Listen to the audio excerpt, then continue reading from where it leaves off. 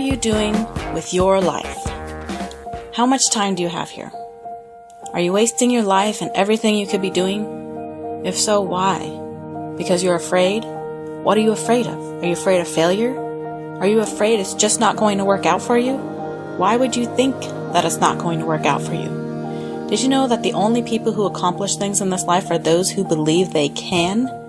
Even you, for the things you have accomplished, the only reason you were able to do that was because you believed in yourself. So why can't you believe in yourself about your biggest goals and dreams? There's actually so little different about you compared to anyone else who has accomplished great things. The only thing that may be different about them is that they had the mindset that allowed them to try the things that they set their mind to. When they came up with an idea, they just did it. If there was an obstacle, they didn't say, "Oh well, I guess I just can't do that. I guess I'll just have to throw in the towel." No, they figured out a way to get over that obstacle.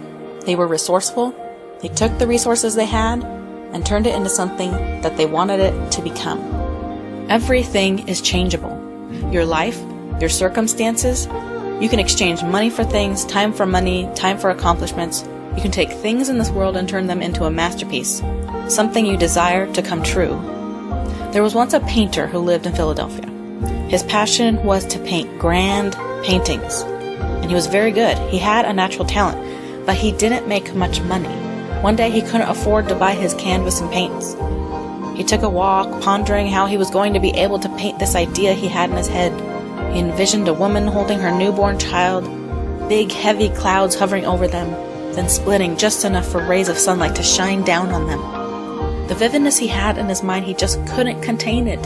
He just had to get this out with his paintbrush. Well, as he was walking down the alley, there was lots of noise disturbing his thoughts. Hammering, drills, all kinds of power tools. They were renovating one of the houses on the alley. And he was looking up, watching what they had done to the house, and he remembered how bad that house looked before. He admired their work. The house was really coming along. Well, he was about to walk away when just to the side he looked down and there was a giant piece of plywood leaning against the dumpster. A construction worker was throwing it away. He walked up to it to examine it, and it was in good condition. A piece cut off one end, but besides that, it was pretty much how you would get it if you hopped over to Home Depot to pick it up yourself. For some reason, he decided to look inside the dumpster. He didn't know why. He just felt the urge to see what else was inside. And to his surprise, there was actually a can of paint. It was home paint that you would use to paint your walls, but he didn't care. He lifted the can of paint out of the dumpster, and it felt like it was about half full still. The paint running down the side of the can was a medium shade of gray. A light bulb went off in his head. He ran back home, grabbed a towel, some rope, and his keys, and drove his car back to the dumpster.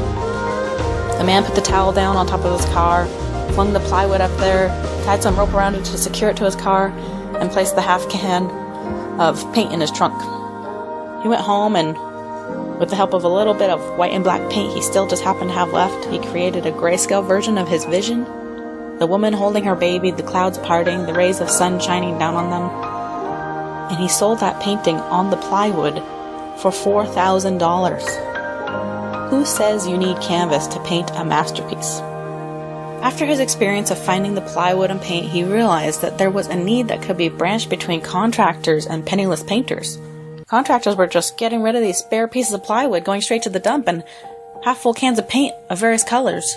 And there were many artists out there who were struggling to earn enough to buy more supplies. So he started an organization where construction workers could come and donate their plywood, partly used cans of paint, and paintbrushes, and artists could come up and pick up whatever they needed. And it became a really successful nonprofit, which art admirers from everywhere donated lots of money to every year. Eventually, people also began to donate canvases of every size and acrylic and oil paints of every color, all the various shapes, sizes, and styles of brushes. And all the artists whose passion it was to paint had their needs finally fulfilled because of this one man with one grand vision. What's your vision? It doesn't have to be grand. What do you want to do with your life? What do you want to do this year? Find a way to do it. There is a way. You just have to find it. Don't look at those obstacles and give up. Everyone has obstacles.